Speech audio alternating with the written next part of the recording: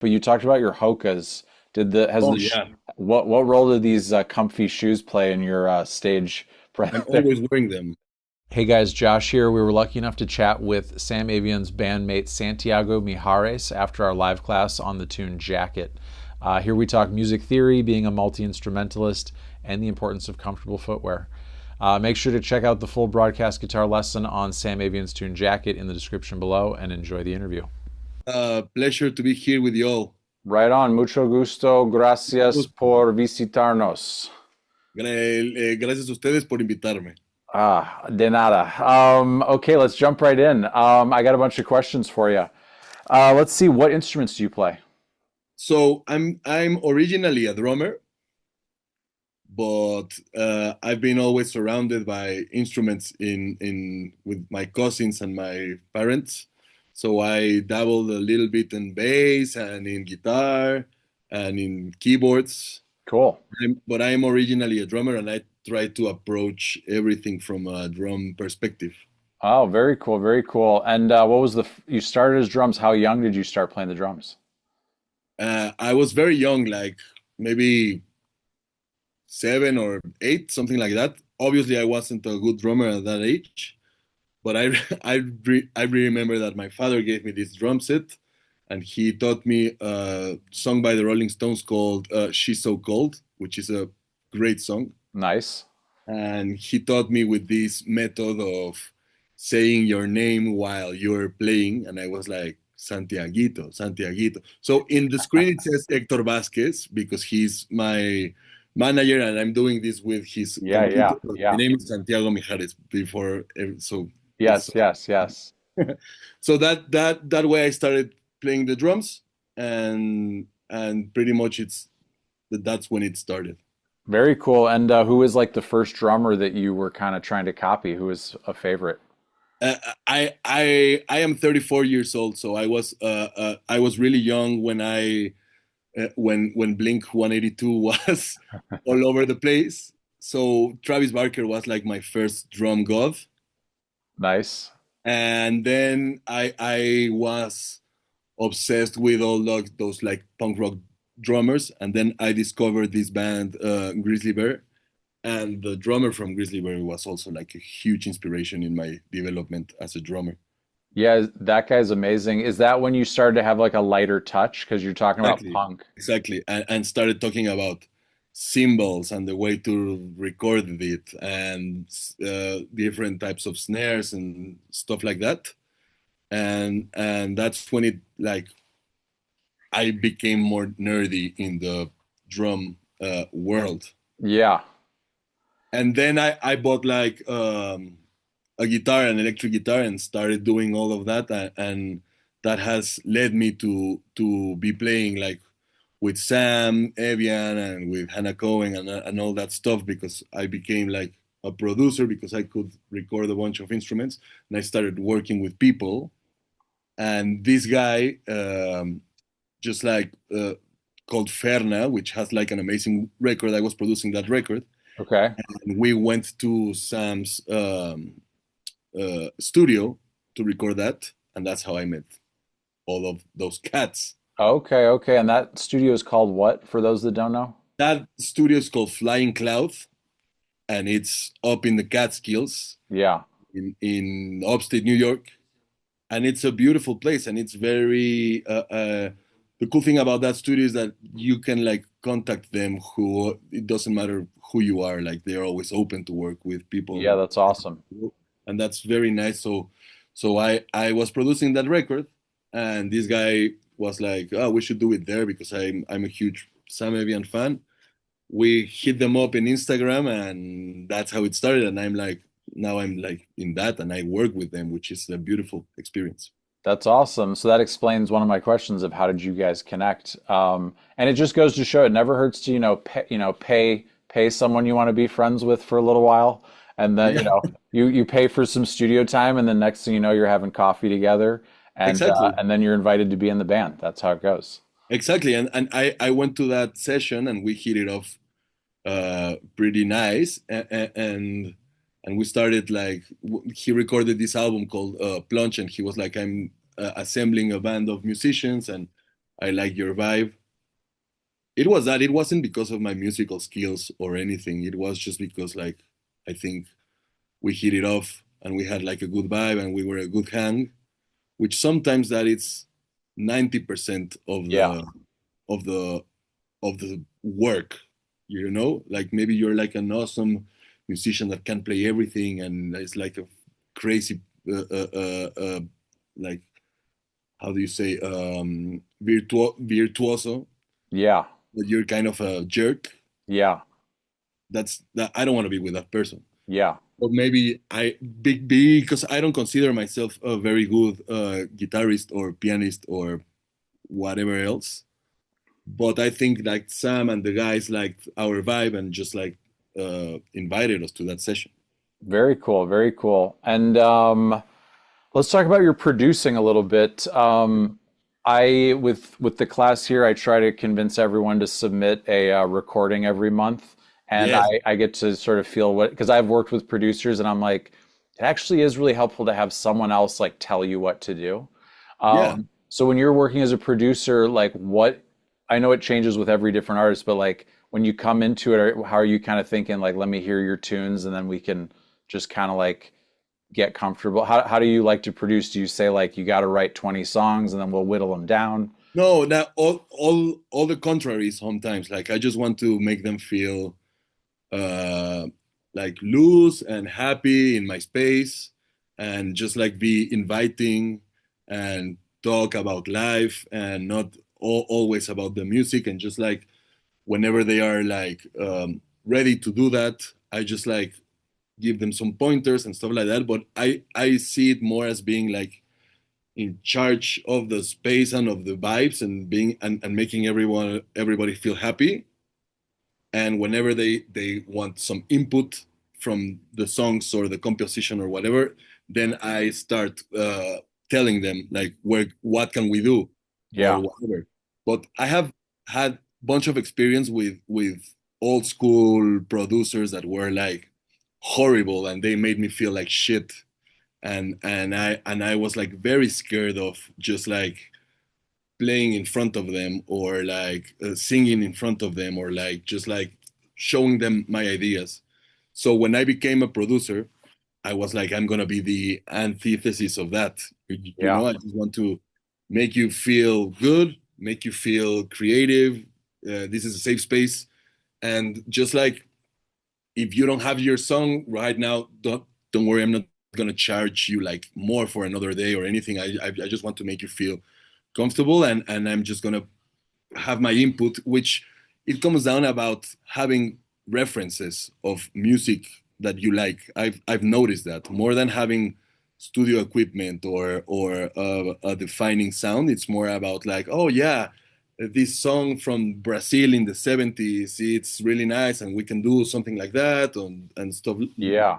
So having like like a bunch of references and listening to a bunch of music from all over the world, I think it's one of my most strong assets as a producer. Yeah. And always and I also try to make everybody remember that it's not that important to overthink everything and just do a song and let's work with it and stop treating every song like it's fucking Stairway to Heaven. You know, it's like let's just do it and don't. It doesn't matter because the only person that cares is you. Yeah. So let's do it and and let's try to enjoy it. Very cool. Let's talk creativity a little bit. When you sit down to get creative, what do you have to do? Do you have to turn the cell phone off? Do you have to like light a candle? How do you Yeah, do it? I try to do that, but I haven't found a specific ritual to like call the muses. You know, sometimes it hits me when you're like in the streets or in the car or you're alone. Like sometimes I try to call them and to have and to be inspired, but sometimes it doesn't work at all. So I do not have like a creative ritual, but whenever I start, it's very nice because I feel it like in a very weird way, like this is happening and you have to embrace it and do it, even if I don't know, like sometimes it happens like I'm going to sleep and it's 2 a.m. and I feel the idea and I know that I have to go to sleep, but maybe that idea is gonna fade out and I'm not gonna remember. So I make an effort to like get out of my bed and record it or something.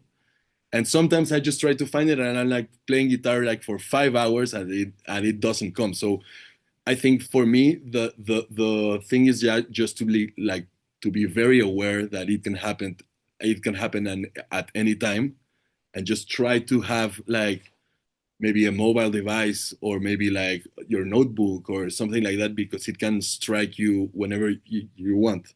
Although it's way easier if you have like a nice environment Yeah. and and if you try to call that muse, sometimes it comes like, but you just have to be aware and have to prepare like when everything's because it can come like whenever you want.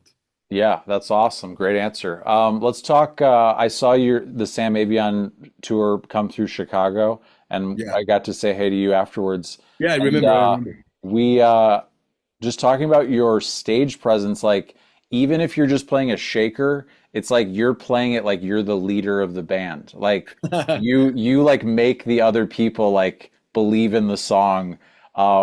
So I could see how you could have that effect as a producer. Like, does this just happen, or do you just like happen to like play with a little extra? You just put your whole No, body I into think everything. no, I didn't think that happens naturally. It's maybe that I'm Latino, and when you are like playing with percussion and stuff like that, it's so fun that I just try to enjoy it, and I feel the music in my body, and I move to that because sometimes it happens that even if I don't like I have played with people that I don't like, or the songs that I don't like, and even like that, I'm really enjoying it because at the time that you're in the stage and you're playing music, you just have to, I don't know, for me it's natural like just to like exude that energy and the music via my body. I think it's Yeah. I think it's a very like drummer thing because we always like are like uh Oh, okay. Yeah. still and we can never dance and do stuff like that because we're like sitting, and then you have this possibility of doing whatever you want, so your body's like, yeah, let's have fun. And I think that's also like, I just want to say like it's a very Latin American thing. Yeah. Whenever I played with other people that is not Latin, they are always like very chill in ways. And whenever I play with Latinos, we are like kind of all over the place, and it's sometimes it seems a little extra. But in my case, I've never felt like I'm gonna dance my ass off so everybody else. Like it's just natural for me. That actually really does open my eyes though, because you said you always play like a drummer, and it's interesting because I assume when you play drums, you said you play pretty light, but then if you just play like a keyboard, you're like hitting that thing like as hard as you can. So I could see how you play everything like a drummer. I get Yeah, it. yeah, yeah. That's the drummer in me. Yeah, yeah, for That's sure. awesome. Let's talk since I will say also that I watched an interview that you were giving in Spanish. My Spanish wasn't good enough, but you talked about your hokas. Did the has Oh the sh yeah, what role did these comfy shoes play in your stage I'm there? always wearing them. There they are. There Always. they are. Like, What's uh, going on with the hokas? Because you talked about them for a bit in an interview, and I was like, I'll have to ask him in the English interview. yeah. Well, I have a flat feet, Okay. so every time I wear normal shoes, it's very painful, and I feel like I'm Christ in the before the crucifixion. So uh, I started touring a bunch this couple of last years, and I needed some comfy shoes. Okay.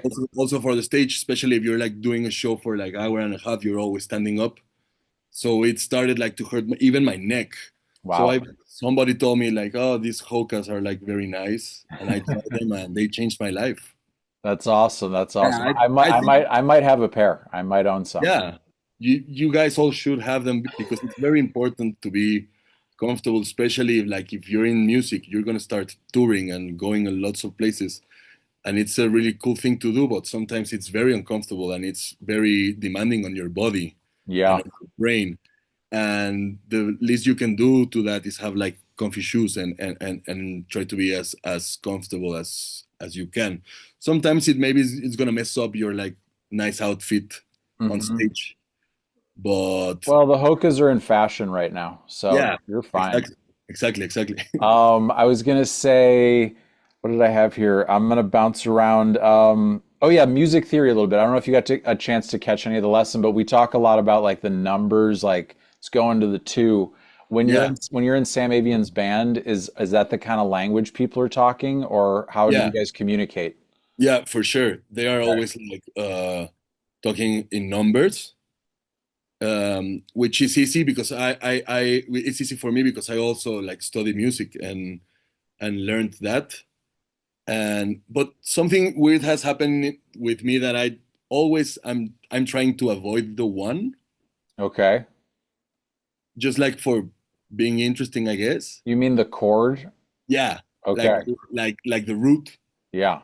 But lately I've been embracing the one, and it's been giving me a bunch of happiness, That's like awesome. and satisfaction because I thought like playing like 1/4, 1/5, it's very basic. But then like people like Sam or people like Liam, which is the guitarist that we play a lot with him with in Sam's band, they are like never trying to avoid those numbers, and I learned that Cool.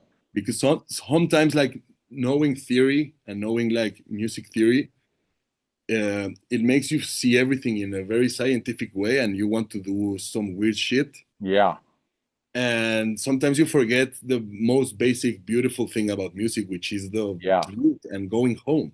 Yes. You know, and those are some things that I've learned with them, because they are crazy. They are like insane musicians. Like I've never been with people like that, and it has taught me a bunch of things. It also makes my imposter syndrome go through the roof, but I think it's a natural thing, like surrounding yourself with musicians that are better than you, or like or that you admire. I don't want to say better, but like musicians with you that you admire. It always helps you because sometimes you feel like, okay, I'm not that bad, or I'm learning new things, and I felt like my inner Pokemon was like evolving by the minute, you know, and That's stuff like awesome. that, like just like talking in numbers, or talking about like in a modal way, or like in it's nice, and it's easier to communicate if you have like a bunch of musicians together at the same session. Like everybody knows the one, but maybe you're like in A flat or something like that, and instead of saying like A flat, you can say just one, and that's it. You know, Yeah. it's easier. It's easier. Yeah, that's awesome. Let's bounce around a little bit. Have you had any jobs besides music? Oh yeah, What do you? I was a waiter for a while, and then I worked as an engineer in a podcast company, and that was cool because it made me learn Pro Tools and Hmm. being quick on it, and dabble into plugins and stuff like that. And that's what now that helps me a bunch when I'm here at the studio. Like I'm very fast in Pro Tools because I was like editing so much dialogue that I like became really fast. And I worked for a bunch in that podcast company until like 2 years ago. Then I was like, okay, I need to make music and have my studio, and I saved a little money and started doing that. And now sometimes I wish I still had that job, because sometimes like money is not like very constant. Sometimes that's the thing about being a musician as well. Like sometimes you have months that you're doing really well, but sometimes you have months that you are struggling, and Yeah, that's yeah, normal. That's normal. It's by no means an easy, economically secure life, you know. yeah. But I mean, we do music for a living. We have to like download things from the air and convert them into music, which is a pretty crazy job if you think about it. It is. It is. Um, one other question before we get to the recommendations, but let's see whether it was a formal teacher or not. Who's somebody that you learned a lot about music from? From my father, obviously, because he's not a musician, but he's a great music fan, and also from my brother. He's like a really nice bassist, and he has like a very different way of approaching and seeing music, and that very different from me. So we're always working together. We have the studio here together and everything, Oh, and I've always learned a bunch of things from him because his perspective from music, and also yeah, from I mean I've learned a bunch from Sam, which is like a great friend, okay. and he's very. I like that about him, that every time you ask him something, he just tells you. And sometimes like musicians or producers are very like sacred about their stuff. And I remember once that my brother asked him like, "What's that reverb in that song with that? It's amazing." And I was like, he's not gonna tell him. He's secret. And he was like, "Oh, this is this stupid stock reverb from Pro Tools that I used all the time."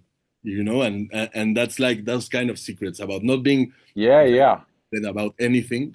That's what I've learned about him, and that's Yeah, really good. even just chatting with him a little bit at the merch table, like he was very. I asked him a question about like a chord progression and from his album, and I was like, "Where did you find that?" And he was like, "Weather Report," and he just told me the answer. Yeah, exactly.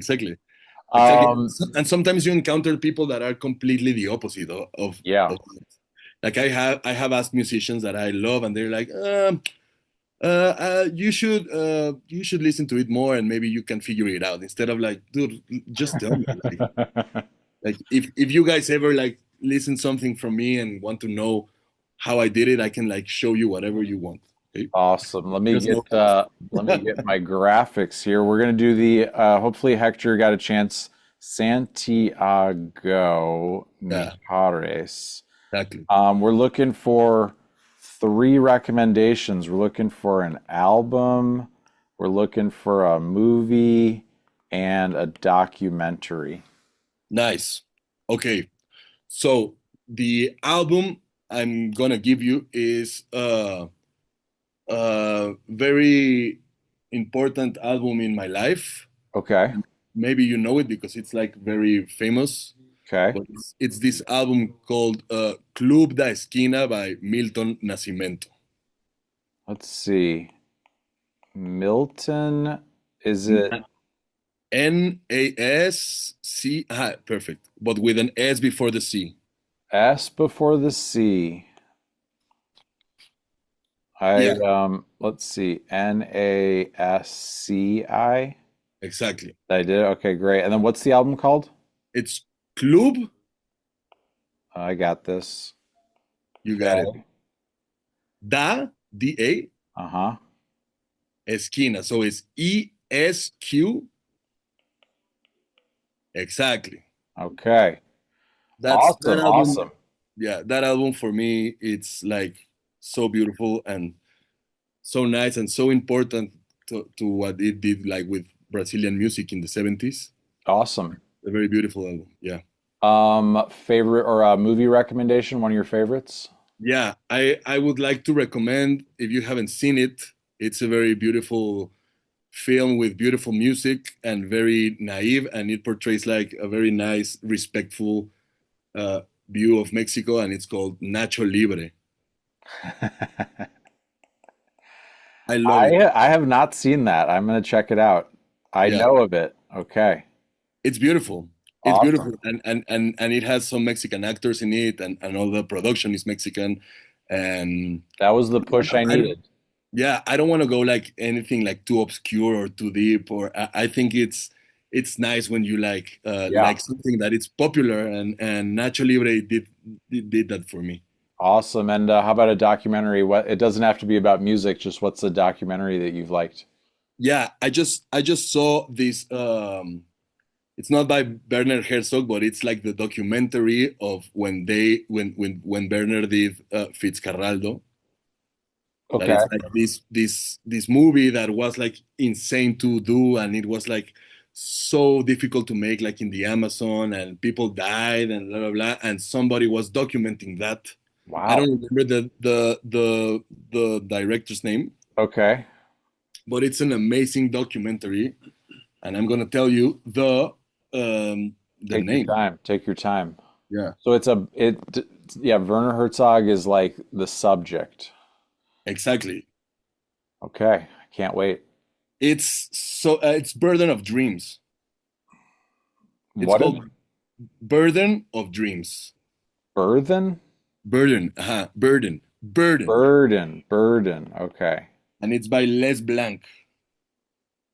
Okay. And you can see like Herzog just going mental and hitting everything, and Maybe that. yeah, and it's very inspiring because he was like so into making this movie that uh, he was seeing like all the factors were playing against him, and he still did it. You know, Okay. it's like for 3 years or 2 years, and this documentary, it's like following him and what's happening, and you can see him like losing his mind, but at the end he did it, and it's like a great inspiring, or not inspiring at all. Like why would you do that? What's like the final thing? You know, he did this movie and he like it went well, and he got all his money back, but it was like a crazy experience. So I definitely recommend that. Awesome, man. These are great recommendations. I'm going to check all these out. And I sure do appreciate, we all do, we appreciate you taking the time to come on in. I won't hit any more buttons. We'll just wave to you from here. But keep up the good work. We're all fans and look forward to hearing more music. Thank you so much for inviting me, and whatever you need, I'm here. You can like message me on Instagram or whatever you need. Okay. Awesome, man. I appreciate it. Thank All you. right. See you guys.